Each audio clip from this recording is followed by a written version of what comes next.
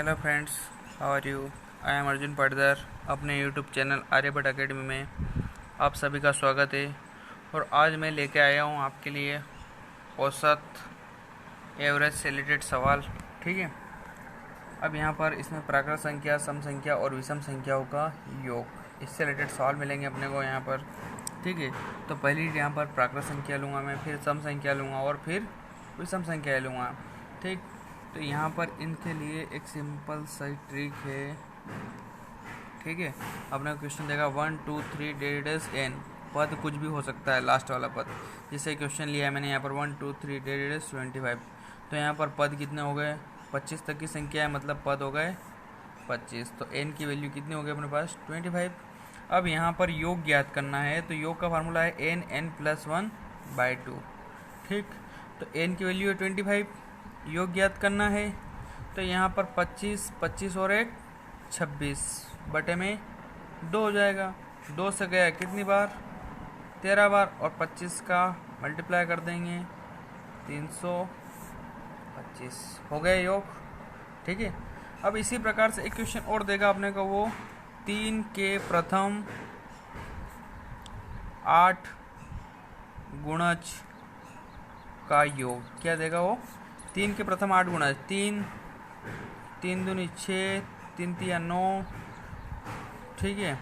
3 से 12 डेडेस कितने 8 गुणज है, तो 8 तिया 24 हो जाएगा अंतिम पद।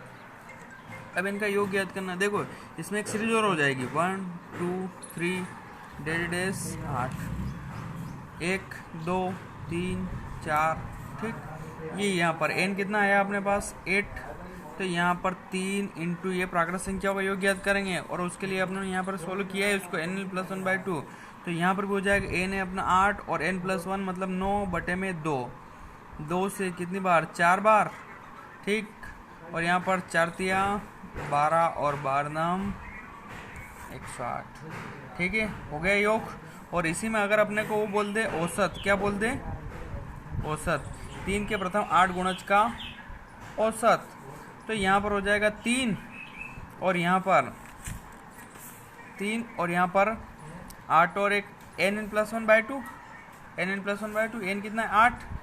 8 और 1 9 बटे 2, 9 तिया 27 बटे 2, मतलब ये हो जाएगा कितना?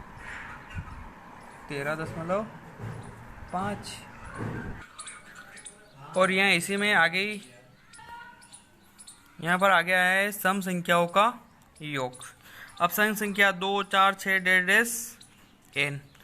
अब यहाँ पर टोटल वो पूछेगा अपने को 100 तक की सभी सम संख्याओं का योग। क्या बोलेगा? सम प्राकृत भी बोल सकता है वो, सम संख्या बोलो या सम प्राकृत संख्याओं का योग। अब 100 तक पद कितने होते हैं? 100 तक पद कितने होते? तो 50। 100 तक सम संख्या भी 50 और 100 तक विषम संख्या भी 50। तो यहाँ पर 100 तक की सभी सम संख्याओं का योग ज्ञात कर रहे थे। n की वैल्यू हो गई 50 और अब यहाँ पर योग ज्ञात करेंगे अपन।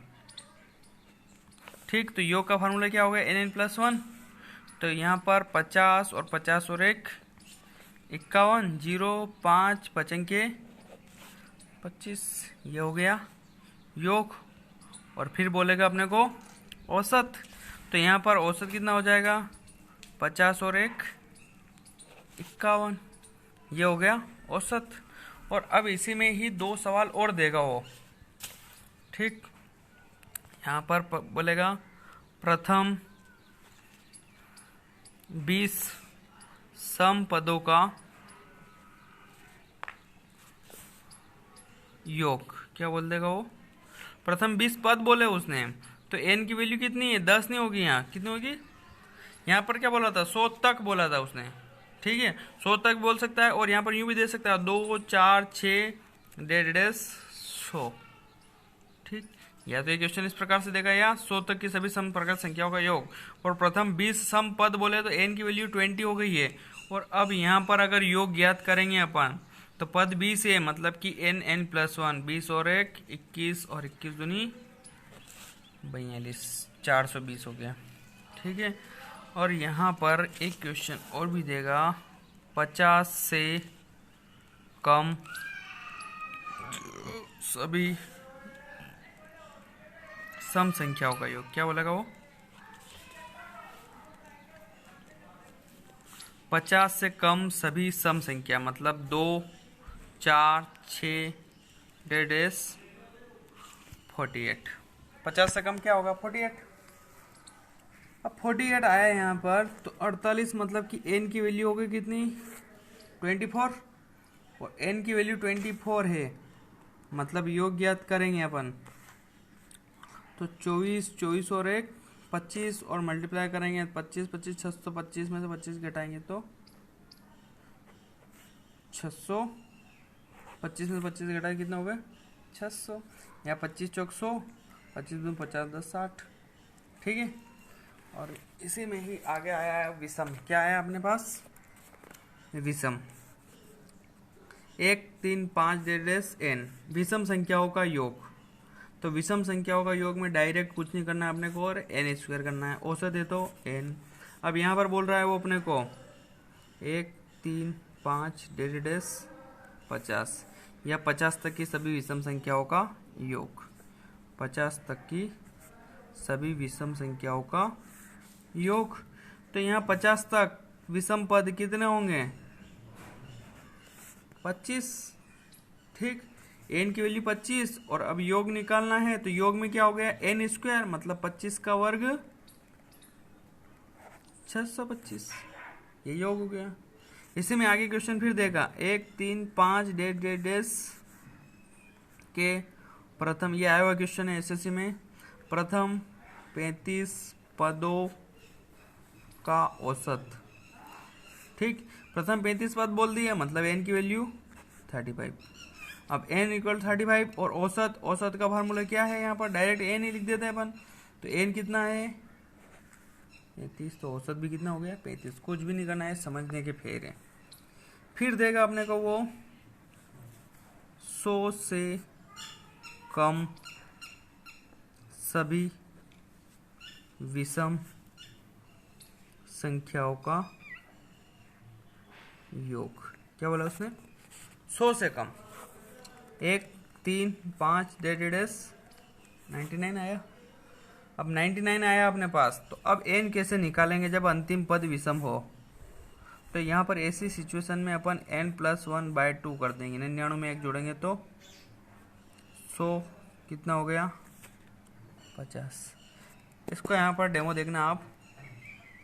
1 3 5 डेढ़ 9 लिखूँ मैं, 1 3 5 डेढ़ 10 लिखूँ मैं, तो यहाँ पर 10 होगा, तो इसमें डायरेक्ट हो गया कितना? 5 हो जाएगा।